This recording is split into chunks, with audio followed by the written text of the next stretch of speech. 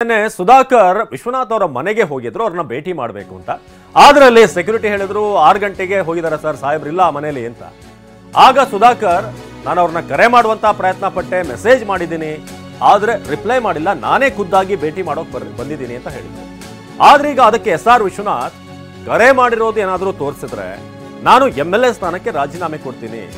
ಸುಧಾಕರ್ ನನಗೆ ಕರೆ ಮೆಸೇಜ್ ಏನೂ ಮಾಡಿಲ್ಲ, ಗೇಟ್ ಹಾಕಿದ್ರು ಅಂತ ಖಳನಾಯಕನ ರೀತಿ ಬೆಂಬಿಸಿದ್ರು. ನಮ್ಮ ನಾಯಕರಿಗೆ ಜನರಿಗೆ ತಪ್ಪು ಸಂದೇಶ ಹೋಗಬಾರದು, ಸುಧಾಕರ್ ಬರೋ ಮಾಹಿತಿನೂ ಇರಲಿಲ್ಲ, ನಾನು ಮನೆಯಲ್ಲೂ ಇರಲಿಲ್ಲ. ಇದು ಯಲಹಂಕದಲ್ಲಿ ಬಿಜೆಪಿ ಶಾಸಕ SR ವಿಶ್ವನಾಥ್ ಅವರ ಹೇಳಿಕೆ. ಸುಧಾಕರ್ ಆರೋಪಕ್ಕೆ SR ವಿಶ್ವನಾಥ್ ತಿರುಗೇಟು ಕೊಟ್ಟಿದ್ದಾರೆ.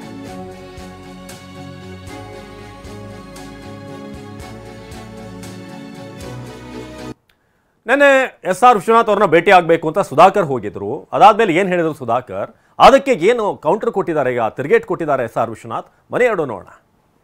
CN ಸುಧೀಂದ್ರ ಮೊಲ ಸಾಕಾಣಿಕೆಯಿಂದ ವರ್ಷಕ್ಕೆ 10 ಲಕ್ಷ ಗಳಿಸ್ತಿದ್ದಾರೆ. ನೀವು ಕೂಡ ಅವರಿಂದ ಕಲಿಬೇಕಾ?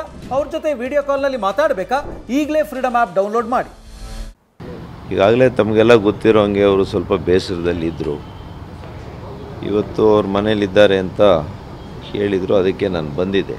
ಹಲವಾರು ಬಾರಿ ನಾನು ಫೋನ್ ಮಾಡಿದ್ದೆ, ಮೆಸೇಜು ಕಳಿಸಿದ್ದೆ, ಯಾವುದಕ್ಕೂ ಉತ್ತರ ಇರಲಿಲ್ಲ. ಅದಕ್ಕೆ ನಾನು ನೇರವಾಗಿ ಮನೆಗೆ ಬರೋಣ ಅಂಥೇಳಿ ನಾನಿವತ್ತು ಮನೆಗೆ ಬಂದಿದ್ದೀನಿ. ವಾಚ್ಮ್ಯಾನ್ ಅವರೆಲ್ಲ ಇಲ್ಲ ಅಂತ ಹೇಳ್ತಾ ಇದ್ದಾರೆ. ಇನ್ನೂ ಒಂದೆರಡು ಸಲ ಪ್ರಯತ್ನ ಮಾಡ್ತೀನಿ, ಕನ್ವಿನ್ಸ್ ಮಾಡಲಿಕ್ಕೆ ಪ್ರಯತ್ನ ಮಾಡ್ತೀನಿ.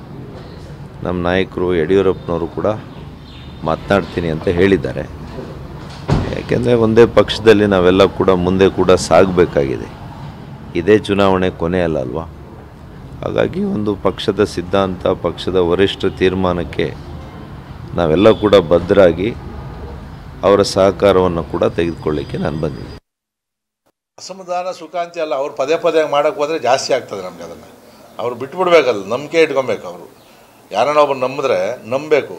ಅಪನಂಬಿಕೆ ಇಟ್ಕೊಂಡು ಹೋಯ್ತು ಅಂತಂದ್ರೆ ನಾವೇನು ಮಾಡೋಕ್ಕಾಗೋದಿಲ್ಲ. ಅದು ಈಗ ನೀವು ದಯವಿಟ್ಟು ನಿಮಗೆ ಅದನ್ನು ತೆಗೆಸುವಂಥದ್ದು ಇದಿರ್ತದೆ. ಅವರೇನಾದರೂ ನನಗೆ ಇಲ್ಲಿ ಬರೋದನ್ನು ಮೆಸೇಜ್ ಏನನ್ನ ಕೊಟ್ಟಿದ್ರೆ ಇವತ್ತು ನಾನು MLA ಕ್ಷೇತ್ರಕ್ಕೆ ರಾಜೀನಾಮೆ ಕೊಡ್ತೀನಿ. ಇಲ್ಲಿ ಬರೋದೇನಾದರೂ ನಮ್ಮ ಮನೆಗೆ ಭೇಟಿ ಮಾಡಬೇಕು ಅಂತ ಏನಾದರೂ ತಮಗೇನು ಕಾಲ್ ಡೀಟೇಲ್ ತೆಗೆದ್ರೆ ನಿಮ್ಗೆ ಸಿಗುತ್ತೆ. ನನಗೇನಾದರೂ ಕಾಲ್ ಮಾಡಿದರೆ 3-4 ದಿನದೊಳಗಡೆಗೆ ನೀವೇನಾದರೂ ಅದನ್ನು ತೋರಿಸ್ಬಿಟ್ರೆ ನಾನು ಈ ಕ್ಷಣದಲ್ಲಿ ರಾಜೀನಾಮೆ ಕೊಡ್ತೀನಿ. ಅವ್ರು ಹೇಳಿರೋದು ಏನಾದರೂ ಸುಳ್ಳಾಗಿದ್ದರೆ ಅವ್ರೇನು ಮಾಡ್ತಾರೆ ಅನ್ನೋದನ್ನು ಅವರೇ ಮಾತಾಡಬೇಕು. ಯಾಕಂದರೆ ನಮ್ಮ ಲೀಡ್ರ್ಗಳಿಗೆ ತಪ್ಪು ಸಂದೇಶ ಹೋಗಬಾರ್ದು, ಜನಗಳಿಗೆ ತಪ್ಪು ಸಂದೇಶ ಹೋಗಬಾರ್ದು. ಯಾಕಂದರೆ ಸಹಜವಾಗಿ ಅನ್ನಿಸ್ತದೆ, ಪಾಪ ಮನೆ ಬಾಗಿಲು ಬಂದು ಮನೆ ಒಳಗಡೆ ಇದ್ದರು, ಮನೆ ಬಾಗಿಲು ಬಿಡಲಿಲ್ಲ ಅಂತಂದಾಗ ಕೆಲವ್ರಿಗೆ ಅಯ್ಯೋ ಅನ್ನಿಸ್ತದೆ ಅದರಲ್ಲಿ. ಆದರೆ ಈ ಗಿಮಿಕ್ ಮಾಡೋದು ಬೇಡ. ನನ್ನ ಹತ್ರ ಸುಳ್ಳು ನಾನು ಹೇಳ್ದಲ್ಲ, 5-6 ದಿನಗಳ ಹಿಂದೆ ಒಂದೇ ಒಂದು ಮೆಸೇಜ್ ಕಳಿಸವ್ರೆ, ವಿಶ್ವಣ್ಣ ನಾನು ನಿಮ್ಮನ್ನು ಭೇಟಿ ಮಾಡಬೇಕು, ಸಮಯ ಕೊಡ್ರಿ, ಇಷ್ಟೇ ಹೇಳಿರೋವಂಥದ್ದು.